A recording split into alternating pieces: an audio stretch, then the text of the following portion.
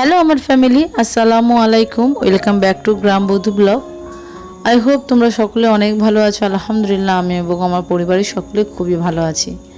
আজকে সকালবেলা ঘুম থেকে উঠে আমি হুটপাট করছিলাম, কারণ হচ্ছে এটাই যে আমি আগের ভিডিওর মধ্যে তোমাদেরকে বলে দিয়েছিলাম যে আমি এগুলো আগের ভিডিও শ্যুট করা, ঈদ চলে গেছে জানি, তারপরও আমি ভিডিও এডিট করে উঠতে পারিনি, কিংবা ব্যস্ততার কারণে, শরীর খারাপের কারণে। সেই জন্য এগুলো আস্তে আস্তে আমি তোমাদেরকে দিচ্ছি। আর ঈদ তো হয়ে গেছে আমি জানি, কিংবা তোমরাও জানো। তো যাই হোক, ঈদের আগে আমি ঘরদোরগুলো কীভাবে পরিষ্কার পরিচ্ছন্ন করি, তো সারাদিন একটা গ্রামের বউ হয়ে কতটা পরিশ্রমের মধ্যে থাকি, সেটা তোমাদেরকে শেয়ার করার জন্য।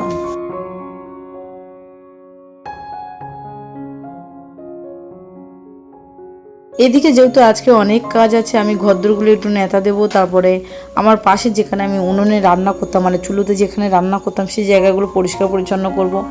অনেক অনেক কাজ, সেই জন্য সকালবেলা উঠে সববার আগে যে কাজটা আমি করেছি, যে আগে রান্নার ঘরটা পরিষ্কার করে তারপরে বাসি বাসন থালাগুলো যা ছিল সব কিছু মেজে পরিষ্কার পরিচ্ছন্ন করে রান্নার দিকে চলে এসেছি হুটপাট করে।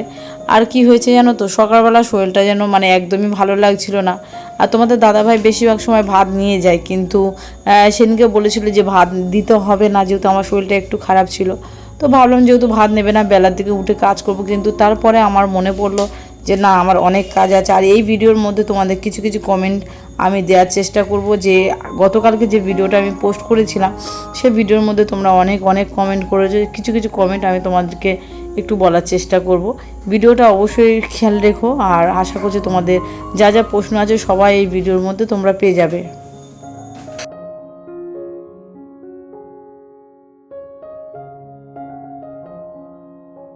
তো এদিকে আমি আদা রসুনটা ছাড়িয়ে নিচ্ছি ভালো করে, আদা রসুনটা পেস্ট করে রেখে দেবো। আমি সত্যি কথা বলতে মানে একটু বেশি করে, খুব একটা বেশি নয়, মিডিয়াম 2-3 বার যাতে আদা রসুনটা হয় সেইভাবে আমি পেস্ট করি সবসময়ের জন্য। তো 2-3 বারের মতন আর কি পেস্ট করার জন্য। আর এদিকে দেখো কারেন্টটা চলে গেছে, হঠাৎ করে অন্ধকার টাইপের হয়ে গেছে। তো যাই হোক, একদিকে ভাত বসিয়ে দিয়েছি, আর একদিকে আমি আমার নিজের মতন আর কি আনাজপত্রগুলো কাটছি। আর তাদের দুজনের দিকে খেয়াল রাখছি, কারণ তারা দুজনে আজকে বাইরে খেলা করছে, প্রচুর পরিমাণে দুষ্টুমি করছে। গ্রামের বাড়িতে এসে ওরা এক জায়গায় স্থির থাকে না, আর মানে সারাক্ষণ ছটপট করে বেড়ায়। আর ছোট যখন একা ছিল তখনকার ব্যাপারটা অন্যরকম ছিল, যেহেতু শিরিন এখন বাড়িতে আছে, বড়বাবু আর ছোটোবাবু যখন দুজনে একসঙ্গে হয় প্রচুর পরিমাণে খেলা করতে থাকে। আর তার মাঝখানে ঝগড়াঝাঁটি মারপিট এগুলো তো মাস্ট, এগুলো লেগেই থাকে বাচ্চাদের মধ্যে। আর এদের দুজনের মধ্যে ঠিক তেমনটাই হয়, সারাক্ষণ দুজনে গল্প করে, সারাক্ষণ দুজনে খেলা করে, তার মাঝখানে কিন্তু দুজনে মারপিটও করতে থাকে। তো চলো আজকের এপারে কাজকামগুলো সেরে নিয়ে আমি আদা রসুনটা পেস্ট করে রান্নাটা করব। আর আমি না বেশিক্ষণ পা ঝুলিয়ে থাকলে, যেহেতু আমার থাইরয়েড আছে, পাটাগুলো ফোলে, মাঝে মাঝে তুলছি পাটা, আবার মাঝে মাঝে উপরে রাখছি, এরকমই করছি। মানে কি বলবো, আর মানে শরীর টানছে না, কিন্তু বেশি দিন যেহেতু বাকি নেই, সেই জন্য করে কাজকামগুলো করতে হবে। আর এদিকে দেখো তোমাদের কমেন্টটা আমি বলে দিই, ঈদের বাজার সবগুলো মিলিয়ে খুব সুন্দর হয়েছে। বোন তুমি কবে থেকে ভিডিও করো, আর পেমেন্ট কি পাও তুমি? না গো, আমি এখনও পেমেন্ট পাইনি, তবে হ্যাঁ খুব তাড়াতাড়ি আমি পেমেন্ট পাবো। আরও হচ্ছে যে সব কিছু ভিডিওটা ভালো লাগার জন্য অনেক অনেক ধন্যবাদ তোমার, অনেক ধন্যবাদ এত সুন্দর একটা কমেন্ট করার জন্য। আরও নেক্সট কমেন্টের কাছে চলে যাই। আমি সব কিছু মানে যতটা, দেখো সব প্রশ্নের উত্তর সবসময় দেওয়া যায় না, তবে তোমাদের যে কোশ্চেনগুলো থাকে সে কোশ্চেনগুলো উত্তরগুলো আমার মানে মাঝে মাঝে ইচ্ছা হয় যে দিয়ে দিই, কিন্তু কিছু কিছু এত কমেন্ট আসে যে গ্রামের বাড়ি ছেড়ে কেন মানে গ্রাম বাড়ি ছেড়ে কেন আমি ভাড়া বাড়িতে থাকি, এই যে কমেন্টগুলো, এগুলো একটা যেন কেমন একটা। তো যাই হোক, এই কমেন্টটাই পড়ে দিই। আপু আমার বাড়ি ডায়মন্ড হারবার। থ্যাংক ইউ গো, ডায়মন্ড হারবার থেকে তুমি আমার ভিডিও দেখছো, তো অনেক অনেক ধন্যবাদ এতটা ভালোবাসার জন্য। ডায়মন্ড হারবারটা আমাদের বাড়ি থেকে খুব একটা দূরে নয়, আর খুব একটা কাছে নয়, মিডিয়াম, মানে এখান থেকে খুব একটা দূরে নয় যেটা আমার মনে হয়। তো যাই হোক, আমি একদিকে তরকারি করছি, বললাম যে আজকে অনেক অনেক অনেক কাজ নিয়ে আছি। আমি আজকে নেতা দেবো, তারপরে চারিদিকটা গুছাবো, ঝাড়বো, ঝুড়বো, পরিষ্কার করবো, যেহেতু আর বেশি দিন বাকি নেই, খুব তাড়াতাড়ি হয়ে এসছে, মানে খুব তাড়াতাড়ি ঈদের কাছাকাছি সময় চলে এসেছে। তো আমি যতটা পারি নিজের মতন করে পরিষ্কার পরিচ্ছন্ন করে রাখার চেষ্টা করি। আর একটা দিদিভাই কমেন্ট করছে, দিদি লিঙ্ক দাও বেডশিটটা। না গো, আমার লিঙ্ক নয়, আমি যেটা তোমাদেরকে বলি এটা আমি নিজে পার্সোনালভাবে এটা মানে বিক্রি করতে চাইছি। যারা আমার বাড়ির কাছাকাছি থাকো, যেহেতু আমার বাড়ি দক্ষিণ বারাসাত, আবারও তোমাদেরকে বলছি আমার বাড়ি দক্ষিণ বারাসাত, দক্ষিণ বারাসাত থেকে বারুইপুরের মধ্যে যারা থাকো তারা আমার এখানে কমেন্ট করবে, আমি তাদের সঙ্গে ঠিক কন্ট্যাক্ট করে নেব। আশা করছি বুঝতে পেরেছো। আমি চেষ্টা করি সবসময়ের জন্য একটু ব্যস্ততার মধ্যে থাকার জন্য, কারণ মানুষের লাইফটা সত্যি অনেক অনেক মূল্যবান। আর এদিকে দেখো আমি আমার মতন মানে আলুগুলো কেটে নিয়েছি, ছোটোবাবু বড়োবাবু খেলা করছে, নিজেকে নিজেভাবে গুছিয়ে নেওয়ার চেষ্টা করছি। ইচ্ছা বলে সত্যি কথা বলতে পাড়াগ্রামে এসেছিলাম, মানে দেশ বাড়িতে এসেছিলাম শুধু থাকবো বলে, কিন্তু এতটা প্রবলেম হচ্ছে। আর সারাদিন মানে পানি, তোমাদের দাদাভাই পানি বয়ে বয়ে অনেকটা ক্লান্ত। আর আমি সত্যি কথা নর্মালি দেখো আমার এই সংসারটাকে, যে কোনো সংসার পরিষ্কার পরিচ্ছন্ন রাখতে গেলে কিন্তু পানিটা ইম্পর্টেন্ট লাগে। আর পানিটা হাতের কাছে না থাকলে সেটা যে কী অসুবিধা হয়, যে কোনো জিনিস পরিষ্কার পরিচ্ছন্ন করতে গেলে যেন পানির খোঁজ লাগে। আর সত্যি কথা বলতে আমি ওখানে আর কি বলবো, আমার আর কিছু বলার নেই। আমি নর্মালি চেষ্টা করি সবসময় নিজেকে একটু আলাদাভাবে করার জন্য। আমি জানি না তোমরা আগে দেখেছো কি না, আমি একটা ভিডিও করেছিলাম, সোফার একটা ভিডিও করেছিলাম। তো সোফার ভিডিওটা যে দোকানদারের সঙ্গে করেছিলাম, সে দোকানদারের সঙ্গে ভিডিওটা করেছিলাম, উনি ওনার ফেসবুক পেজে দিয়েছিল। তো সত্যি কথা বলতে ওই দোকানে সব কিছু অনেক অনেক দাম কম আর অনেক সুন্দর সুন্দর জিনিস। তো আমার অনেক পছন্দ বলে আমি সোফাটা গিয়ে নিয়েছিলাম। আর দাদাভাই ওটা যেহেতু আমার একটা প্রমোশন ভিডিও ছিল, তো প্রমোশন ভিডিওর জন্য আর কি আমার ওটা করা ছিল। আর উনি যখন ফেসবুকে ছেড়েছে ভিডিওটা, তখন আমার নিজের আত্মীয় লোকেরা ভিডিওটা নিয়ে হাসাহাসি করছে। আর নর্মালি একটা জিনিস ভাবো তো, আমার যদি কখনো আমি অসুবিধার মধ্যে পড়ি, যেমন এখন স্টিল নাও আমি অনেক অসুবিধার মধ্যে পড়ে আছি, কিন্তু ওই যারা ওই ভিডিওটা নিয়ে হাসাহাসি করছিল তারা 1 সেকেন্ডের জন্য হলেও, 1 দিনের জন্য হলেও আমাকে হেল্প করেনি। মানুষের লাইফটা ভাবতে পারছো, যখন কেউ উন্নতি করতে চায় তখন মানুষ অটোমেটিক তাকে নিচে নামিয়ে দেয়। যাই হোক, এদিকে আমার ভাত হয়ে এসে, আমার তরকারি প্রায় একটা মানে এটা উচ্ছে আলু ভাজা করছি। আজকে রান্না করব না করে রোজার সময়, যেহেতু সারাদিন রোজা রেখেছি, আর পরে আবার কখন রান্না করব, মানে বিকেলবেলার দিকে রান্না করব ভেবেছিলাম, কিন্তু আবার বলি না বিকেলবেলার দিকে রান্না করব না, বাবুরা যেহেতু ভাত খাবে তার আগে আমি রান্নাটা করে নিই।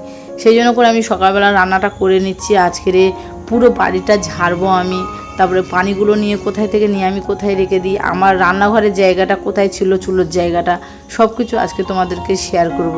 আর তোমাদের এত সুন্দর সুন্দর কমেন্টের জন্য সত্যি সত্যি অনেক অনেক অনেক ধন্যবাদ, যে তোমরা আমাকে নিয়ে কত ভাবো, আমাকে নিয়ে কত চিন্তা করো, আমাকে নিয়ে তোমাদের সত্যি মানে তোমরা চেনো না জানো না, তারপরেও যে তোমরা আমাকে স্পেশালি কত ভালোবাসো, তার জন্য তোমাদেরকে সকলকে অনেক অনেক ধন্যবাদ।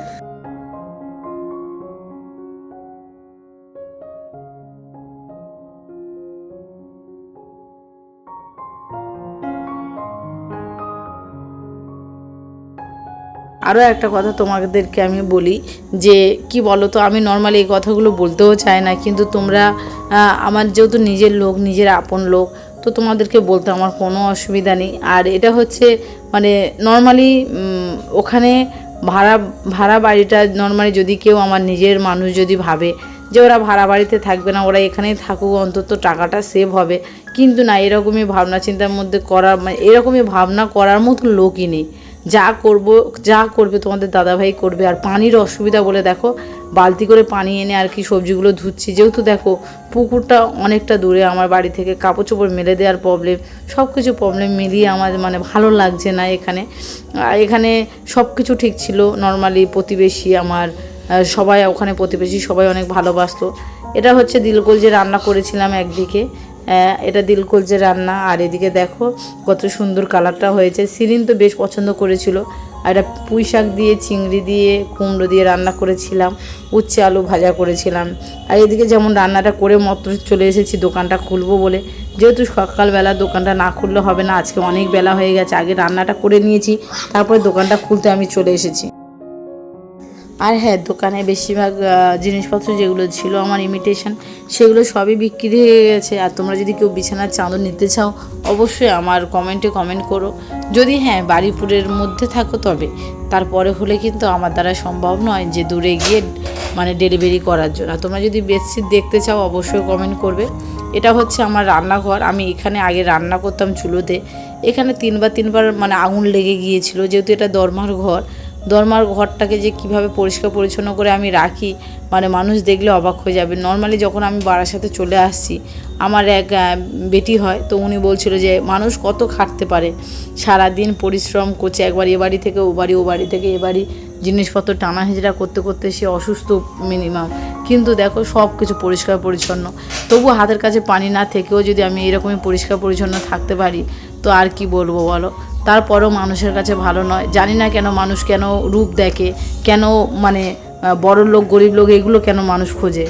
একটা জিনিস এই ভিডিওর মধ্যে বলতে বাধ্য হলাম, এটাই যে কিছুদিন আগে মানে আমি আমার বড় মেয়ের কাছে যাচ্ছিলাম, তো বড় মেয়ের কাছে যেতে যেতে হঠাৎ করে অটোর মধ্যে একটা মহিলা ওঠে, যে মহিলাটা আমি যেখানে আগে ভাড়া থাকতাম সেখানে আর কি তার হাজব্যান্ড 2-3 বার গিয়েছিল ঘর দেখতে। তো তার সঙ্গে খাস করে কোনোদিনও আমার কথা হয়নি বউটার সঙ্গে, তো ওনার হাজব্যান্ডের সঙ্গে আমার কথাবার্তা হতো, মানে ঘর দেখতে যেত যেহেতু, তো সেই উপলক্ষে। আর আমার কাছে তো বিল্ডিংয়ে পুরো চাবি থাকতো, তো সেই অনুযায়ী আর কি। তো হঠাৎ করে দেখে আমাকে বলছে, আমার দুটো মেয়েকে কিছু জিজ্ঞাসা করেছে, তারপরে আমি তার বিনিময়ে কিছু উত্তর দিয়েছিলাম। সব কিছু তোমাদেরকে ক্লিয়ারভাবে বলছি না। তো মেয়েটা একটা জিনিস আমাকে বললো, আমি নাকি বস্তির মেয়ে। হ্যাঁ, নর্মালি এই কথাটা আমি কিছুতেই ভুলতে পারি না। আর যে বলেছে আমার, সে নিজের আপনজন, মানে আপনজন বলতেও ঘেন্না লাগে তাকে আমার। হ্যাঁ, আমি নাকি বস্তির মেয়ে। হ্যাঁ, বস্তির মেয়ে নাকি, বস্তির মেয়ে কাকে বলে তার কোনো ধারণা নেই। আর বস্তির মেয়ে কী করে হয় নর্মালি তার কোনো মানে নেই। আমি জানি না সে ভিডিওটা দেখবে কি না, দেখলেও আমার কোনো কিছু যায় আসে না। হ্যাঁ, আমাকে যদি বস্তির মেয়ে বলে, আমার মতন 5টা খুঁজে দেখা অন্তত, এরকমই পরিশ্রমিক, এরকমই কাজকামের মেয়ে, তারপরে রূপ না থাকলেও বস্তির মেয়ে হতে পারে, ঠিক কথা। বস্তির মেয়ে কাকে বলে একবার অন্তত ক্লিয়ারভাবে বলুক। হ্যাঁ, সেখান থেকে সত্যি কথা বলতে তার প্রতি আমার এত ঘৃণা এসেছে। বাইরের লোক যাকে আমি চিনি না জানি না, সে বা কী করে জানলো যদি মানুষ তার কাছে না গল্প করে। আরে হ্যাঁ, ঠিক কথা, আমরা বস্তিতে থাকি কি ঠিক কথা, কিন্তু আমাদের পারিবারিক সমস্যার কারণে আমরা দক্ষিণ বারাসাতে স্টেশনের ওখানেই থাকি। তার বলে এটা নয় যে আমরা জন্ম থেকে ওখানে। হ্যাঁ, আমাদের নিজস্ব বাড়ি থেকে শুরু করে সব কিছুই আছে, তারপরেও মানুষ এইরকমই ধরনের কথাবার্তা বলে, কি ঘেন্নার পাত্র। আর নর্মালি যারা বলে বস্তির মানুষ, তাদের ব্যাকগ্রাউন্ডে যে জিনিসগুলো আছে একবার যদি দেখা হয়, তারা নিজেরাও বস্তির থেকেও 4 গুণ খারাপ। যাই হোক, আজকের এই কথাটা আমি বললাম কারণ হচ্ছে এটাই যে এই জিনিসটা আমাকে এত ভোগাচ্ছিল। নর্মালি যাকে চিনি না জানি না, যদি নর্মালি আপনি যদি কাউকে চেনেন না জানেন না, সে যদি আপনাকে এসে এরকমই ধরনের কথা বলে, আপনার কেমন লাগবে? তো যাই হোক, এবারে দেখো এটা গুছানো হয়ে গেছে, গুছানো কমপ্লিট সুন্দরভাবে, যেটা পুরো হাঁটকে গিয়েছিল। দেখো একটা জায়গায় মানুষ না থাকলে সে জায়গাটা কেমন হয়, তো আমি ছিলাম না যেহেতু এতদিন, সেই জন্য করে জিনিসগুলো এলোমেলো হয়েছিল। আর এদিকে দেখো পানির ড্যামগুলো বয়ে বয়ে কেমনভাবে নিয়ে আসছি। ডাক্তার টোটালিভাবে আমাকে বলে দিয়েছে যে ভারী জিনিস যাতে আমি না চাগাই, ভারী জিনিসপত্র যাতে আমি না হাত দিই, কিন্তু আমার কিছু করার নেই।